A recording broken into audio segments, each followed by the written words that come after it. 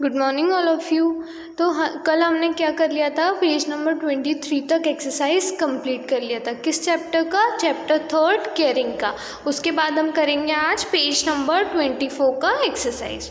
Okay, so let's write. चलो लिखते हैं। Paragraph writing a paragraph. अब देखो ये किसके बारे में हम पढ़ेंगे आज, कि हम पैराग्राफ कैसे राइट करते हैं। पैराग्राफ मीन्स क्या होता है हिंदी में? अनुच्छेद। मतलब कोई भी टॉपिक को अच्छे से एक्सप्लेन करना, सेंटेंसेस टू सेंटेंसेस उसको अच्छे से एक्सप्लेन करना, उसे हम बोलेंगे पैराग्राफ। अब देखते हैं हम पैराग्राफ कैसे लिखते हैं। ऐसा नहीं होता जैसे आपको कोई भी टॉपिक दे दिया तो आप उसके ऊपर लिखना चालू हो गए। उसके भी क्या रहते हैं, कुछ रूल्स रहते हैं कि किस तरीके से पहले हमें क्या चूज़ करना है, कौन सा वर्ड चूज़ करना है, कौन सा सेंटेंस चूज़ करना है लिखने के लिए, तब जाके करेक्ट पैराग्राफ बनता है। तो चलो हम पढ़ते हैं। A paragraph is a group of sentences that deals with a single idea। Paragraph क्या होता है? बहुत सारे सेंटेंसेस का एक ग्रुप।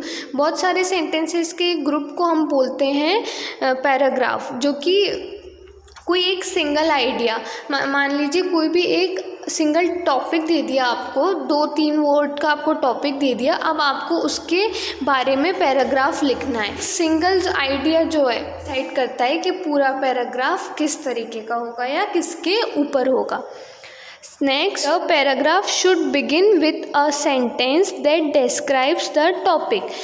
अब पैराग्राफ उस वर्ड से शुरू होना चाहिए जो कि किसको डिस्क्राइब करता है? उस टॉपिक को डिस्क्राइब करता है। मतलब उस वर्ड से शुरू होना चाहिए जो उस टॉपिक को एक्सप्लेन करते।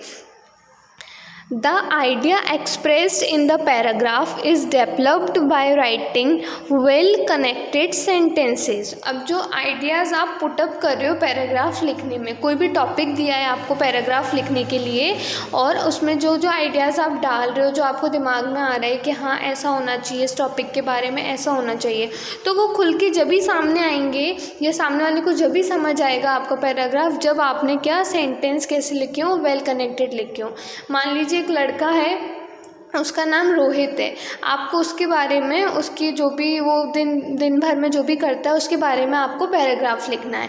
तो अब आपने लिखा कि रोहित सुबह उठता है, फिर उसके बाद आपने डायरेक्ट लिख दिया कि रोहित रात में सो गया, तो ऐसा होगा क्या? नहीं होगा ना। तो क्या कहने का मतलब है कि सेंटेंस क्या होने चाहिए, एक दूसरे से कनेक्टेड होने चाहिए, मीनिंग निकलना चाहिए। जैसे रोहित सुबह उठा, फिर रोहित ने प्रार्थना की, तो ऐसे सेंटेंस क्या होने चाहिए, एक दूसरे से कनेक्ट होने चाहिए, जब जाके सामने वाले को समझ आएगा कि आपने पैराग्राफ में क्या लिखना चाहा है ना। Next, for writing well connected sentence use words like firstly, secondly, lastly, finally, therefore, as a result, moreover, however, similarly, although, etcetera.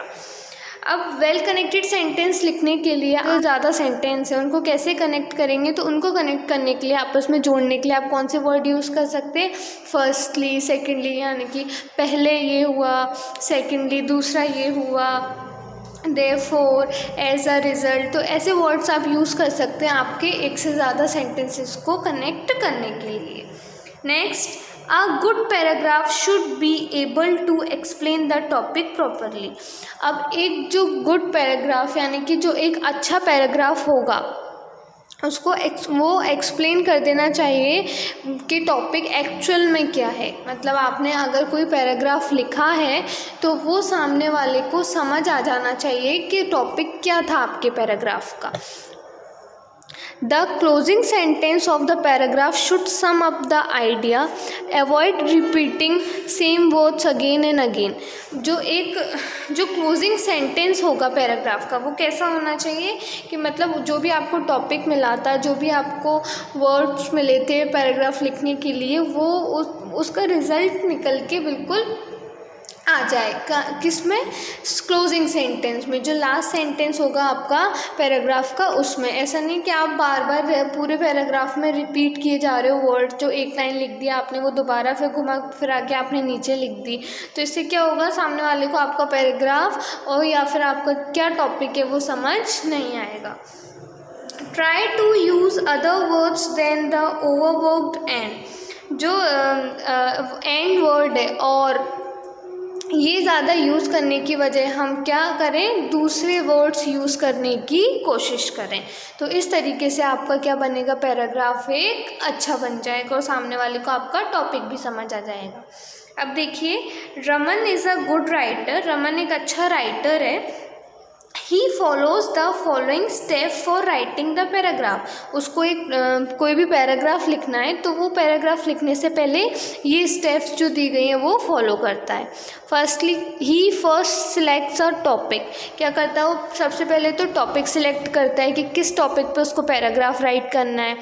He collects detail about the topic. फिर वो क्या करता है, उस टॉपिक के बारे में पूरी जानकारी इकट्ठी करेगा कि किससे रिलेटेड है, किधर से आया है, पूरी उसकी इंफॉर्मेशन निकालता है। फिर rights all his ideas on paper in a rough notebook. फिर जो जो उसने जानकारी उसके बारे में इकट्ठी करी है उसको क्या करेगा, एक रफ नोटबुक के पेज पर लिखता है। Then arrange them in correct order. फिर उनको एक सही ऑर्डर में जमाएगा। Read it aloud to his elders. फिर वो अपने बड़ों के सामने उसको ज़ोर से पढ़ेगा। Improve it by making changes. फिर क्या करता है वो, उसको सुधारता है, कुछ जो चेंजेस उसमें बदलाव रहते हैं वो बदलाव करके उसको थोड़ा सा इम्प्रूव करता है, सुधारता है। Checks his spellings and the punctuation marks. उसके पैराग्राफ में जो स्पेलिंग्स हैं उनको चेक करता है। और पंचुएशन मार्क्स क्या होते हैं, जैसे comma, full stop, inverted commas, इनको बोलते हैं पंचुएशन मार्क्स। तो फिर क्या करता है वो, उनको भी चेक करता है कि सही मार्क उसने लगाए हैं कि नहीं लगाए। Submit the work for his school magazine. फिर क्या करता है वो, उसके स्कूल मैगजीन के लिए वर्क सबमिट कर देता है, जमा करा देता है। तो इस तरीके से वो इतने स्टेप्स जो है फॉलो करता है, तब कहीं जाके वो उसका क्या कंप्लीट होता है, पैराग्राफ कंप्लीट होता है। तो हमें भी अगर किसी टॉपिक पे पैराग्राफ लिखना है तो पहले क्या करना चाहिए, हमें उसका पहले तो टॉपिक सिलेक्ट करेंगे हम, फिर उसके बाद उसकी डिटेल्स निकालेंगे, फिर उनको एक रफ पेज पे लिखेंगे। फिर क्या करना चाहिए, हमें उनको एक ऑर्डर में जमाएंगे कि पहले हमें इस पॉइंट, पहले हम ये पॉइंट लिखेंगे, फिर हम ये पॉइंट लिखेंगे, फिर उसके बाद उसको पढ़ के सुनाएंगे कैसा लग रहा है वो, कोई अगर उसमें चेंजेस है तो वो चेंजेस करेंगे, स्पेलिंग्स चेकआउट करेंगे, पंचुएशन मार्क्स चेक करेंगे, हमने कहीं फुल स्टॉप की जगह कॉमा तो नहीं लगा दिया, कॉमा की जगह फुल स्टॉप तो नहीं लगा दिया। और फिर क्या करेंगे, हम पैराग्राफ है वो सबमिट कर देंगे। तो इस तरीके से हमें क्या करना होता है, पैराग्राफ बनाना होता है। तो जब भी आप किसी भी टॉपिक पे पैराग्राफ बनाते हैं तो आपको भी ये सारी चीज़ें ध्यान रखनी है। Now the first question is following the writing process and write a paragraph about yourself. Collect your ideas first. अब देखो, ये जो राइटिंग प्रोसेस बताई थी हमें, इसको फॉलो करके आपको क्या करना है, आपके बारे में पैराग्राफ लिखना है। और उसमें क्या लिखा है, पहले कलेक्ट योर आइडियाज़ फर्स्ट। पहले आपके जो आइडियाज़ हैं, क्या आप अपने बारे में क्या लिखना चाहते हैं, पहले वो कलेक्ट करो। जैसे यहाँ पे दिया है माई सेल्फ। अब आप अपने बारे में क्या लिखेंगे, आपका नेम, एज, आपका डिसलाइक्स, क्या नहीं पसंद आपको, क्या पसंद है, आपकी क्या हॉबीज़ हैं, आपकी क्या क्वालिटीज़ हैं। अब ये सारे आइडियाज़ आपको दिए हैं, अब क्या करोगे, आप इनको ऑर्डर में जमाओगे। मतलब पहले आपको कौन सी चीज़ लिखनी है। अब ऐसा थोड़ी ना है कि आप डायरेक्ट लिख दोगे I like to play football, ऐसा होगा कि आप पहले क्या लिखोगे, आप नेम लिखोगे, फिर एज लिखोगे। तो ऐसे करके आपको क्या करना है, इनको एक ऑर्डर में जमाना है और पैराग्राफ तैयार करना है। वोकेबलरी टू बी यूज़, ये जो वोकेबलरी है आपको यूज़ करनी है किसमें, आपके पैराग्राफ में। तो ये सब यूज़ करके आपको एक करेक्ट ऑर्डर में इसको जमा के क्या करना है, एक पैराग्राफ तैयार करना है और राइट डाउन करना है on page number 25। And this one you have to do for yourself, क्योंकि ये पैराग्राफ किसके बारे में, आपके खुद के बारे में। तो आप अपने बारे में तो पैराग्राफ लिख ही सकते हो, है ना। नाउ यहाँ पे आपको पैराग्राफ राइट डाउन करना है। Now next, write a paragraph in about 50 words on the topic sentence doctors are for the people. हमें पैराग्राफ लिखना है 50 वर्ड्स का और टॉपिक दिया है हमें, एक सेंटेंस दिया है एज अ टॉपिक। क्या है, doctors are for the people. Doctors किसके लिए हैं, लोगों के लिए हैं। Before starting the paragraph, collect your ideas, note down the ideas that come to your mind. Paragraph start करने से पहले हमको क्या करना है, अपने आइडियाज़ कलेक्ट करने हैं और इधर नीचे लिखना है। कि हमारे माइंड में क्या आता है डॉक्टर को सुन के, क्या आता है हमारे माइंड में डॉक्टर्स को सुन के। डॉक्टर्स कैसे होते हैं, हमेशा पेशेंट के लिए कैसे होते हैं, लविंग होते हैं, मतलब बहुत ही प्यार से, बहुत ही शांति से क्या करते हैं, हमारा ट्रीटमेंट करते हैं। भले आधी रात हो, कैसा भी समय हो रहा हो, कैसा भी मौसम हो रहा हो, डॉक्टर्स हमेशा रेडी रहते हैं किसके लिए, उनके पेशेंट्स के लिए। जाता है ना, कहते हैं कि एक भगवान का रूप होता है कौन, डॉक्टर्स, क्योंकि वो हमें हर बीमारी से बचा लेते हैं अगर हम सही टाइम पे उनके पास चले जाते हैं तो ये सब बातें हमें किसके बाद कहाँ लिखनी है, एक पैराग्राफ में लिखनी है। तो देखो मैंने पॉइंट्स लिखे हैं। Loving for patients, selfless, honest, understanding, always ready to treat sick people. Loving for उनके पेशेंट के लिए लविंग रहते हैं, सेल्फलेस रहते हैं, क्या रहते हैं, मतलब ही नहीं रहते हैं, ऑनेस्ट ईमानदार, अंडरस्टैंडिंग समझते हैं क्या बीमारी हो रही है हमको, always ready to treat sick people, और बीमार लोगों को ट्रीट करने के लिए हमेशा रेडी रहते हैं। Doctors are for the people because they work whole heartedly for their patients. Doctors लोगों के लिए रहते हैं, क्यों, क्योंकि वो पूरे दिल से इलाज करते हैं किसका, उनके पेशेंट का। दे look after the people lovingly and sincerely, बहुत ही प्यार से और बहुत ही जिम्मेदारी के साथ वो अपने पेशेंट्स को देखते हैं। दे do not think about their own comfort but think only about the welfare of their patients. वो अपने खुद के कंफर्ट, अपने खुद की भलाई के बारे में नहीं सोचते हैं, लेकिन किसके बारे में सोचते हैं, वो अपने पेशेंट्स जो उनके मरीज़ रहते हैं उनकी अच्छाई के बारे में सोचते हैं। Doctors are ready to cure their patients even at midnight, और जो डॉक्टर रहते हैं उनके पेशेंट्स को, उनके जो मरीज़ रहते हैं उनको इलाज करने के लिए आधी रात में भी तैयार रहते हैं। ठीक है, तो ये आपका पैराग्राफ था किसके लिए, doctors are for the people, उनके लिए।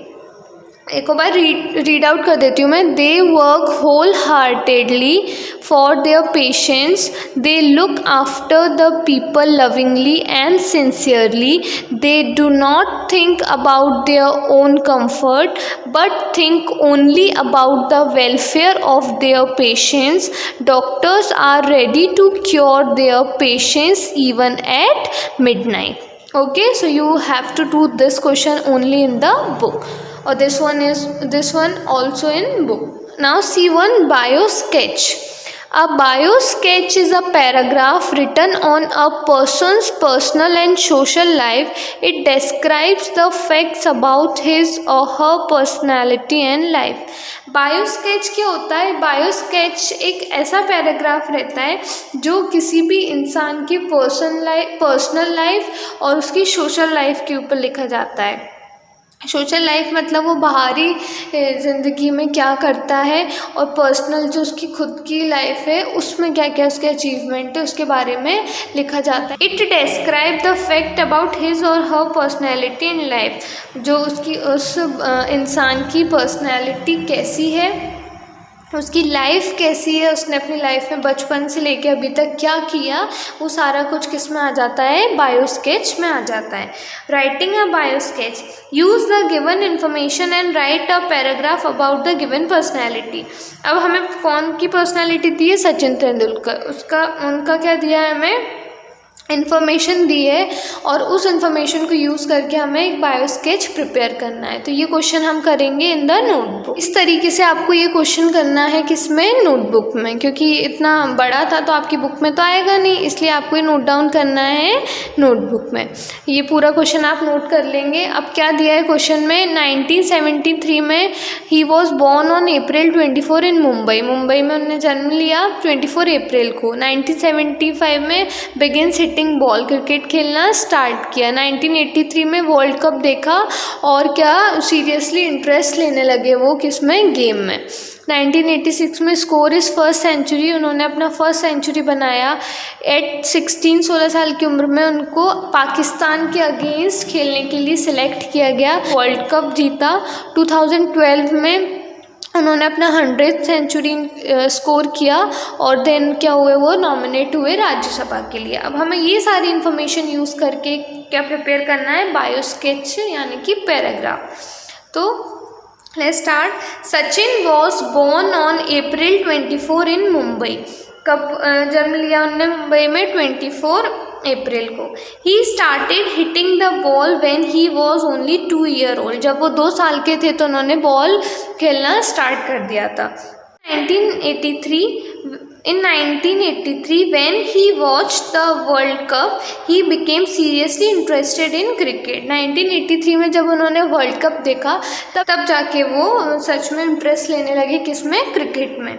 He was selected to play against Pakistan when he was only 16। उनको पाकिस्तान के खिलाफ खेलने के लिए सिलेक्ट किया गया जब वो कितने साल के थे, सिर्फ 16 साल के थे। He won the World Cup in 2011 and scored his 100th century in 2012। World cup जीता 2011 में और उन्होंने अपना 100th सेंचुरी स्कोर किया 2012 में। He is now a member of Rajya Sabha, और वो अभी किसके मेंबर है, राज्यसभा के मेंबर है। ठीक है, तो ये बायो स्केच इस तरीके से हमने रेडी किया by using the given information of Sachin Tendulkar. तो ये आपको किस में करना है, in the notebook only. Now life skills. Skills मतलब होता है हुनर। क्या होता है स्किल्स मतलब, क्या होता है स्किल्स मतलब हुनर। अब life skills improve the quality of your life. जो लाइफ स्किल्स होते हैं, जो हमारे हुनर होते हैं, वो हमारी लाइफ के, हमारे जीवन की क्वालिटी को कैसा करते हैं, इम्प्रूव करते हैं, बेहतर बनाते हैं। Read the situations given below and tick below the correct option. ये क्या करना है, हमको सिचुएशंस दी गई हैं कुछ, उनको रीड करना है और अपने अकॉर्डिंग टिक लगाना है। ये आपको अपने अकॉर्डिंग ही करना है। मैंने जैसा किया, आपको ऐसा नहीं करना है, आपको ऑनेस्टली आंसर देना है इसका। The self report. नेवर मतलब कभी नहीं, वंस मतलब एक बार, मोर देन वंस मतलब एक से ज़्यादा बार, ऑफन मतलब अक्सर, और वेरी ऑफन मतलब मोस्टली, ज़्यादातर होता ही है ऐसा। सिचुएशंस क्या है, I have helped my friend, मैंने मेरे दोस्त की मदद की है। I have watered a plant outside my house, मेरे घर के बाहर जो प्लांट है मैंने उसको पानी दिया है। I have stopped someone from throwing stone eight stray animals, जो एनिमल्स रहते हैं बाहर, मैंने उन पे पत्थर मारने से रोका है किसी को। I have said a prayer for the sick whenever I see an ambulance, जब भी मैं एम्बुलेंस को देखता हूँ तो मैंने उसके लिए क्या किए, प्रार्थना की है उस बीमार इंसान के लिए। I have kept water in a bowl for the birds, और मैंने पक्षियों के लिए बोल में पानी भर के रखा है। ठीक है, तो ये सारी सिचुएशंस दी हैं, आपको अपने अकॉर्डिंग टिक करना है। जैसे I have help my friend, मैंने मेरे फ्रेंड की हेल्प की है। अब नेवर कभी नहीं की तो यहाँ टिक करना है, एक बार की है तो यहाँ, एक बार से ज़्यादा की है तो यहाँ, अक्सर की है, हमेशा करते हो तो यहाँ, और मोस्टली करते ही रहते हो तो फिर यहाँ पे। ठीक है, तो ऐसे आपको टिक करना है। Then for each tick give yourself mark given above the column. Count your total marks in all the 5 situation. Grade yourself as follows. अब आपको क्या करना है, हर टिक के लिए आपको अपने आप को मार्क देना है, और फिर उसके बाद मार्क देके, जैसे 25 है, 1 क्वेश्चन फॉर 5 मार्क्स, तो आपको मार्क देना है अपने आप को, और फिर जो टोटल मार्क्स आते हैं आपको काउंट करना है और अपने आप को फिर क्या देना है, ग्रेड देना है उससे। ठीक है, तो ये आपको खुद करना है टिक, और फिर अपने मार्क्स देखने के कितने मार्क आए आपके स्किल्स के लिए। Okay, so it's enough for today. Rest of the work we'll do in the next video. Thank you.